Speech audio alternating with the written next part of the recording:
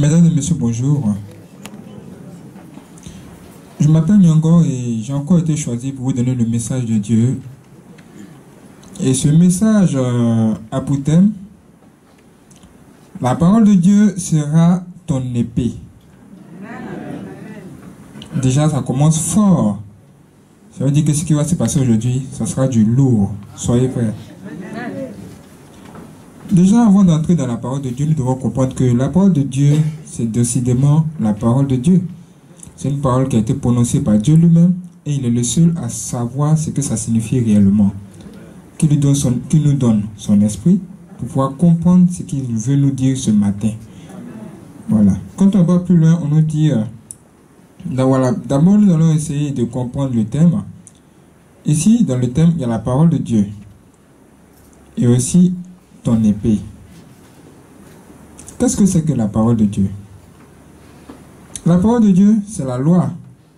Et on nous dit dans la parole de Dieu même que tout ce qui se trouve sur la terre a été créé par elle. Et souvent, la parole de Dieu est utilisée lors des combats. On a vu le Seigneur Jésus-Christ lui-même dans le désert face à Satan. Ici, nous allons chercher à comprendre comment est-ce que la parole de Dieu peut-elle être transformée comme une épée, ou encore une arme de guerre. Pour pouvoir bien comprendre cela, nous allons tout simplement aller dans Luc 4 pour voir ce qui se passe, va se passer réellement. Lisons Luc 4, versets 1 à 15. Il est écrit: Jésus, rempli du Saint-Esprit, revint du Jourdain et il fut conduit par l'Esprit dans le désert. Ici, on nous dit que Jésus-Christ a reçu quelque chose de Dieu. Une force, quelque chose qui l'a rempli. Ça dit, c'est comme quelqu'un avait faim, il a mangé jusqu'à il est bien rassasié. Et c'est en ce moment-là, on te dit, va rencontrer tes difficultés. C'est ce que représente le désert là. Mais pourquoi Dieu va le conduire là-bas? Nous allons comprendre nous allons aller plus loin pour savoir ce qui va se passer par la suite. On dit Jésus fut conduit par l'Esprit dans le désert où il fut tenté par le diable pendant 40 jours. Il fut tenté par le diable pendant 40 jours. C'est-à-dire pendant 40 jours, il est entré dans le désert. C'est-à-dire là, il y a quelque chose qui va se passer. Pendant 40 jours, qu'est-ce qui va se passer réellement? Allons-y plus loin pour en savoir plus. On dit il ne mangea rien durant ces jours-là. Et après qu'ils furent écoulés, il eut faim. C'est-à-dire ce qu'il a mangé, avant d'aller dans le désert là. Après les 40 jours là, cet homme a commencé à avoir faim comme toute autre personne. Ça veut dire, en ce moment-là, Jésus se trouvait où? Dans notre situation. Il a commencé à avoir faim. Les mêmes effets. Ce qui se passe quand on a des soucis là. Lui aussi, il a commencé à ressentir ça. C'est en ce moment-là que quelqu'un va venir. Pourquoi? Parce que c'est en ce moment, c'est une période de faiblesse. C'est une période de faiblesse. Quand on a faim, ça veut dire que là, il commence à faiblir. Quand vous devenez faible, c'est en ce moment que votre ennemi vient.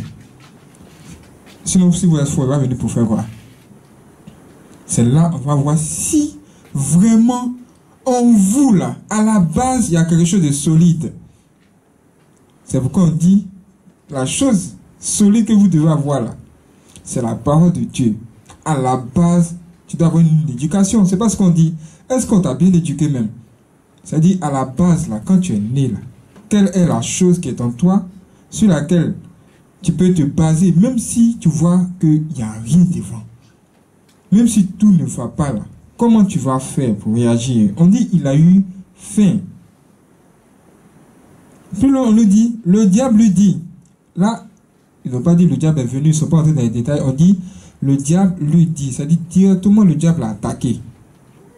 L'opportunité s'est présentée, le diable, il sait comment saisir chaque opportunité de faiblesse. Dès que vous êtes en période de faiblesse, lui, il sait. Il vient immédiatement. Il n'attend pas. Il n'a pas de temps à perdre. Donc, il vient en même temps et il dit, on lui dit ici, le diable lui dit, Si tu es fils de Dieu, ordonne à cette pierre qu'elle devienne du pain. Si tu es fils de Dieu, ordonne à cette pierre qu'elle devienne du pain. Pourquoi il ne parle pas d'autre chose et il parle du pain? Parce qu'il sait qu'en ce moment-là, Jésus, il a faim. Ça veut dire qu'il connaît bien ton problème. Il te connaît bien. Le diable t'a bien étudié. Il sait tes forces et tes faiblesses. Et c'est en cette période de difficulté qu'il va venir. Comment tu dois faire? Qu'est-ce que Jésus a fait à ce niveau-là? Où ses forces ont diminué, où il sait que ça ne va plus. Qu'est-ce qu'il va faire? On dit, Jésus lui répondit, face à ton problème, tu ne dois pas rester calme. Tu dois réagir. Tu dois forcément réagir. C'est pourquoi on nous dit, Jésus lui dit, il est écrit. Pourquoi Jésus dit il est écrit? Parce que à la base, ce qui est resté en lui là, parce qu'il a faim, il est faible. Mais ce qui est en lui là, c'est la parole de Dieu. Donc il va l'utiliser comme une arme pour se défendre. Ce qui lui reste là, son éducation là, c'est ça qui va l'aider. C'est comme une fille, elle s'est retrouvée d'un problème où sa camarade lui disait de faire quelque chose pour avoir de l'argent, vendre son âme. Or, elle, toujours, sa maman lui disait, non, ne fais pas de telles choses. Contente-toi de ce que tu as et avance. Elle a écouté sa mère et elle a fui sa camarade jusqu'à aujourd'hui. Ça l'a sauvée. C'est pourquoi on dit, c'est la base, la parole de Dieu, l'éducation qu'on donne. Il faut toujours donner de bonnes éducations à nos enfants. Et Dieu, Jésus-Christ, il a été bien éduqué par Dieu. Et la parole de Dieu, qui est Dieu, était déjà en lui pour l'aider ce jour-là. Et on nous dit, il est écrit. Et Jésus lui répondit, il est écrit, l'homme ne vivra pas de pain seulement. Là, il n'a pas été long. Il a dit, l'homme ne vivra pas de pain seulement. Là, ça se sent bien qu'il était faible même quand il parlait. De toutes les façons, il avait faim. Le diable ne va pas le laisser pour autant. Hein.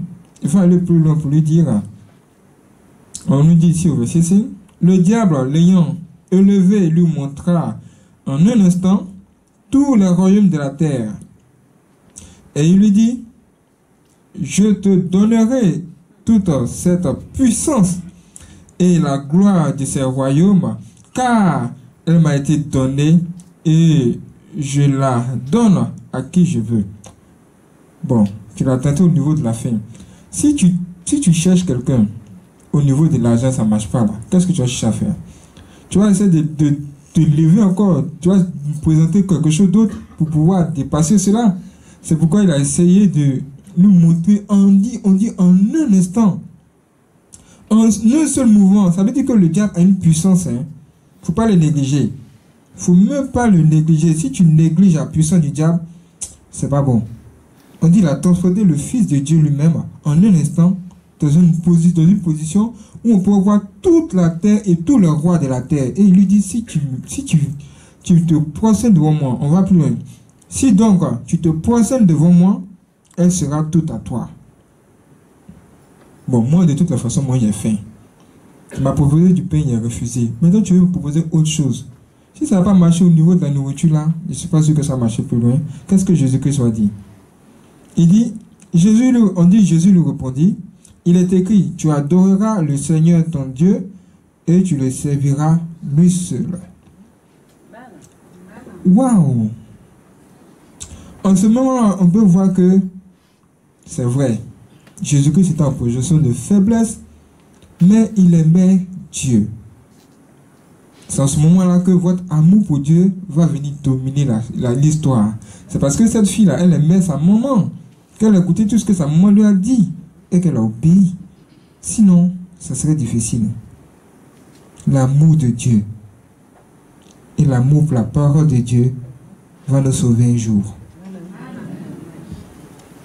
On va plus loin, on nous dit, le diable le conduit encore à Jérusalem, le plaça sur le haut du temple et lui dit, si tu es fils de Dieu, jette-toi d'ici en bas, car il est écrit, il donnera des ordres à ses anges à ton sujet, afin qu'ils te gardent. Et ils te porteront sur les mains, de peur que ton pied ne heurte contre une pierre. Qu'est-ce qu'il cherche à faire encore même? Quelqu'un va dire, mais quel est son problème? il n'a rien d'autre à faire. Pourquoi il est sur mon camp? Mais qu'est-ce que j'ai fait à mon ennemi là même? Et puis il me cherche il me cherche. On ne sait pas ce qui ne va pas avec lui. C'est parce que ton étoile brille, il ne veut pas te laisser. Il sait qu'il y a quelque chose de bon en toi. Comment il va faire? Comment il va faire? Il doit faire quelque chose. Donc il va tout essayer. Mais toi, quelle que soit ta faiblesse, il faut être fort. Il faut être forte. Il faut être courageux. Il faut être courageuse. Affronte-le seulement. Lui, il a vu ce qui arrive. Il sait que toi, ton devoir est bon. Mais comment faire pour te bloquer au bon milieu de la route là? C'est ce qui l'intéresse. Donc il va utiliser toutes sortes d'armes. Tu dis comme ça, aujourd'hui il dit comme ceci, demain il dit que comme ça, il envoie l'autre comme ceci. C'est le diable. Mais tu ne sais pas. Tu ne sais pas que lui il a vu qu'il y a une étoile qui brille et qu'il y a de l'argent ou bien il y a la richesse qui arrive pour toi. Donc il va te combattre dans ce sens-là. Mais ne baisse pas le bras. Qu'est-ce que Jésus va nous dire ici? On dit, Jésus lui répondit, il a dit, tu ne tenteras point le Seigneur ton Dieu. Tu ne tenteras point le Seigneur ton Dieu. Lui il dit à Jésus, il faut sauter, tu vas tomber là, on va voir si Dieu est avec toi. Maintenant, ici ce que Dieu a dit, tu ne tenteras point le Seigneur ton Dieu là, ça veut dire quoi? Ça veut dire que c'est pas parce que toi tu pries beaucoup et tu fais beaucoup de miracles que tu vas te rendre un féticheur par exemple pour le défier ou me casser ses canaries. Est-ce que Dieu t'a mené là-bas? C'est comme si toi tu cherches à tenter Dieu. Lui, le féticheur, il a son coin. Toi aussi tu as ton endroit. Il ne faut pas aller dans son secteur du genre Dieu avec moi, tu deviens orgueilleux. Non, ça ne sert à rien. On dit après l'avoir tenté de toutes ses manières, le diable s'éloigna de lui jusqu'à un moment favorable. Ça veut dire quoi? Il a échoué. Il a tout tenté, il a tout essayé, c'est échoué. Nous devons savoir que quand Dieu a sa main sur quelqu'un là, même quand la personne faiblit là, Dieu est là toujours pour lui donner une certaine force pour pouvoir le relever. Quel que soit ce que tu vas faire pour l'attaquer ou faire quoi que ce soit là, ça va jamais marcher. Parce que Dieu lui-même, il avait déjà choisi. Et il a le contrôle sur tout ce qui se passe. C'est pourquoi au commencement déjà, on nous dit, Jésus rempli du Saint-Esprit. Vous pensez que c'est un hasard? Quand on dit Jésus rempli du Saint-Esprit, poussé dans le désert, ça veut dire quoi? Toi, avant que tu ne naisses déjà, tu avais été choisi. Et la main de Dieu était déjà sur toi. Mais il faut que dans ta période, dans ton temps, dans la suite des temps, tu rencontres des difficultés. Forcément, tu vas rencontrer des difficultés. Il n'y a pas de grand sans difficulté. Sinon, comment on va dire que toi, tu es une grande femme, une grande personne? Jamais. Mais ici, le Seigneur Jésus-Christ, il a réagi positivement et Dieu l'a sauvé. Et plus loin, on nous dit, après l'avoir tenté de plusieurs manières, Satan s'est retiré. Effectivement, il va se retirer. Il ne peut plus rien faire. Mais il attend le bon moment. Ça veut dire que le combat n'est pas encore terminé. Soyez toujours ferme. Pour terminer, on nous dit, le Seigneur Jésus-Christ, il enseignait dans les synagogues et il était glorifié par tous. Ça veut dire que là, les gens commençaient à aimer le Seigneur Jésus-Christ. Les gens commençaient à croire comme des fois Dieu peut faire des grandes choses avec lui. Ici, le Seigneur Jésus-Christ était faible. On a vu qu'il était faible, il était dans une position de faiblesse. Il regarde devant, il n'y a rien. Derrière, il n'y a rien. Comment il va faire? C'est en ce moment-là qu'un gros problème arrive. Mais il est resté calme. Il s'est appuyé sur quoi? La parole de Dieu, sur son éducation, sur les bonnes choses qui sont en lui pour se défendre contre le diable. C'est ce que nous devons faire. C'est en ce moment-là que la parole de Dieu devient une âme. Que Dieu bénisse son frère.